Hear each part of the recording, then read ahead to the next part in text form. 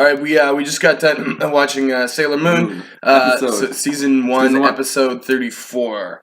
This episode was called "The Sparkling Silver Crystal." The Moon Princess appears immediately from the title. Yeah, we're getting to some of our big MacGuffins being solved finally. The North American title was "A Crystal Clear Destiny." Nope. Yuck. Disgusting. Anyway. So, last episode we were introduced to Sailor Venus. Sailor Venus last episode. The finest sailor, as well as her cat, Artemis. Yeah, Artemis is... I like Artemis, I think... it's the only male character in the... Oh, yeah, I mean, that's true. I mean, that's what we can assume. Yeah. And we knew right off the bat that this was going to be a big episode. We had 2 big episodes in a row here because we knew the Moon Princess was going to appear because of the title, and we met the last sailor last episode because of the title as well. That's one thing with these titles is that they give away what's going to happen before the episode even starts, which is, it's not a problem because it's still interesting to see how we get introduced to said thing, but it is like a semi-spoiler. I mean, we're going to watch the episode anyway, so... Yeah. It sets the expectation. Exactly. You get excited, and then you pay a bit more. It's a classic sort of comic book trope. Yeah. But, so this episode opens with Zoisite being forbidden to kill Tuxedo Mask, which isn't Queen really Beryl wanted him alive because and Zoisite asks. There's no because Zoisite asks and Queen Beryl says, my higher up told me to do this. Yeah. And Zoisite says why? Yeah. And she's like, she doesn't. But we do figure it out later in the episode. We'll get to that. Yeah. So yeah, she wants him alive. So what Zoisite does is so Zoisite knows that Mamoru is Tuxedo Mask, and Zoisite challenges him to a duel for all of the crystals. So that he puts, he's like, bring your crystals, I'll bring mine, and we'll duel for them, man to man, whatever. And he's still injured, as we see. Mamoru has a big bloody back injury. Right on the shoulder. I think that's the first blood we've seen in the episode. Yeah. It's pretty innocuous, but it's there. Yeah. Yeah. And then I wrote that I thought Usagi figured out that Mamoru was Tuxedo Mask just based off the injury, but she still just didn't figure it out. Not then. And vice versa too. Like he had no idea. Yeah. So and then I realized that Sailor Venus is really taking charge. Like all the girls are at Ray's shrine thing, and they're waiting for Usagi. They're having a meeting. And it's not like her to not be there yet. Yeah, but it is like her. It's like her to be late. She wasn't even responding to the communicator device. Yeah, so it was a little more. It was a little shadier than usual. Yeah. I mean, she is kind of a ditzy and whatever, and. Crybaby, she's not punctual, but this was odd. This was odd. So Sailor Venus really takes charge, as he said. She went to the Star Tower. Was it called the Star Tower? I think it was called the Star Tower. Yes. Yeah, that's and correct. It's like must have. Let's just call it the Star Tower. Must have went to the Star Tower without us, and then they head out. They head out after. In the meantime, Zoisite finds Tuxedo Mask and transports him along with Usagi, who just happens to have ran into him, to the Rainbow Tower, and Usagi's knocked out, or the Rainbow Tower, the Star Tower, whatever, Starlight Tower, and they put all of their rainbow crystals in the middle of the room, and then what's the name of Zoisite's sort of higher up, one of the other 4 grade leaders, I think. Oh, Kunzite appears and takes the crystals, and it's like, haha, you got duped. And throughout this, Usagi is sort of waking up from being displaced and thinking to herself, hey, he knows about the crystals.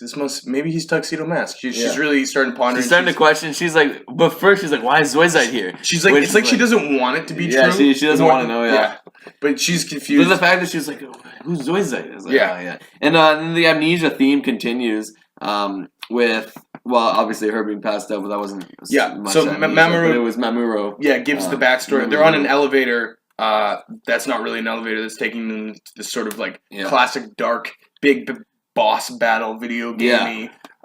Big boss battle. That's a battleground for an actual fight between Zoisite and Tuxedo Kamen. Yeah.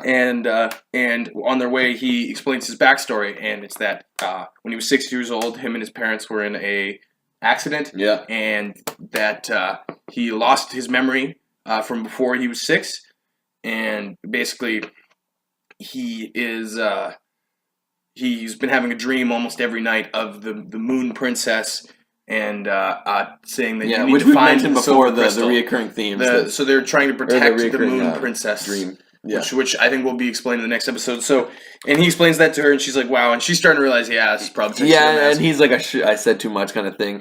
And then finally, she does find out. She does because he changed. He transitions, and we saw for the first time. I believe it's the first time we saw Tuxedo Mask's transition. It's the flamenco transition. Turning into Tuxedo Mask, and it's the flamingo guitar. I think we skipped something here. So the sailors all transform on their way to the tower. Yeah, and we haven't seen Sailor Jupiter actually get very much action at all. And they're like, "Oh crap, they're stuck in the elevator. Like, there's no way for us to get in there." And she's like, no, I got this. And she just thunder bangs it open, with her thunder power. Because Jupiter's climate is just disastrous like that, and that's what they touched on. They said that she said, with my dark cloud, thunder, lightning, whatever, blah blah blah. That's all actually aspects to Jupiter's climate, and her character, which makes sense, obviously. And then this when when Mamoru finds out Usagi's Sailor Moon, because she transitions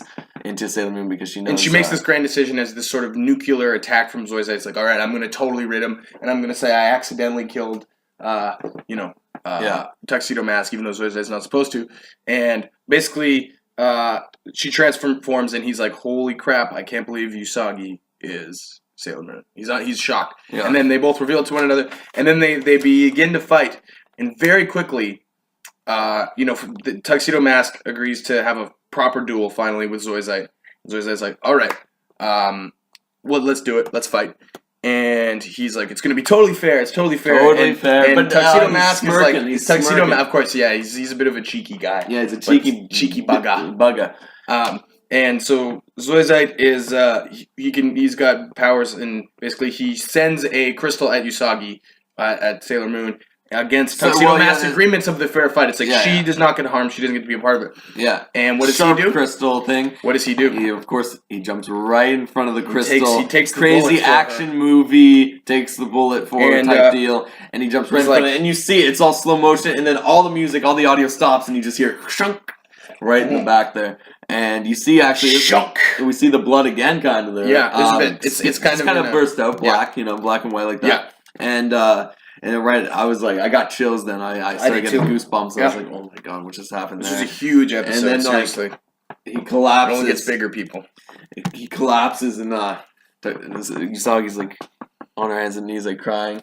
But she's happy. Yeah, and as far as we know, Tuxedo Mask is dead. I wrote Tuxedo Mask dead, ? Because as far as we're concerned, he's dead, but, And so Usagi begins to cry.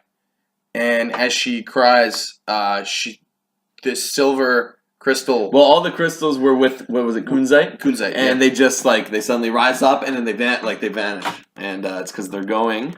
Yeah, and so basically the 7 rainbow crystals end up in the hands of Usagi, and they sort of merge with her tear, which is a silver crystal, and they all merge and they join with the moon prism stick or the moon. Whatever it's called. It becomes the silver crystal. Yeah, what we've been looking for, and then the silver crystal attaches to the moon stick, and she becomes the Moon Princess. Yeah, she becomes this white dress. Thing, and everybody's like, "We found the Moon Princess." And that what frustrated me is that was so. You called it a while ago, and it was so obvious because the ending to the episodes have been different. And the hair is the same and stuff. Yeah, it is the ending to every episode we didn't even think about that. The actual sort of backstory behind it is not something we yet understand. I'm looking forward to learning more about it. This insane witchcraft that is the multiple forms and learning about Tuxedo Mask's actual origins and stuff. I almost wanted to slow down at this point. That was a lot crammed into one episode. These episodes are just flying by. The pace is interesting, though, because they throw Sailor Venus in there, but we still don't know much about her. We know now that she's older than the other ones. She's a second-year junior, which I think makes... I don't really know that scale of schooling. Yeah, she seems like she's probably a year... She's going to take... I have a feeling that she's going to take full charge once Sailor Moon is kind of the Moon Princess here. Yeah. But it's very interesting. Super interesting. These episodes are flying by. Having a blast with them. Yeah, for sure. Can't wait to get on to the next one here. Yeah. Can't wait to...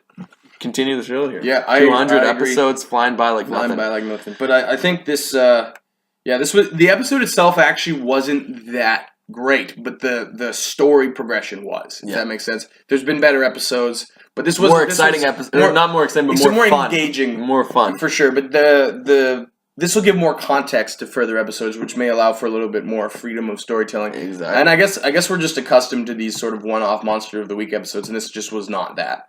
Not that at all. And it was good. It was very good. I hope that this show continues to be easy enough to follow, and this whole Silver Crystal stuff doesn't get out of hand and create this complicated, Marvel Comics kind of lore. Yeah. That's incredibly convoluted. But I really loved this episode, and I'm really excited for the next one because that was a hell of a cliffhanger. That was. Yeah. Well, thanks for watching, guys. Appreciate it.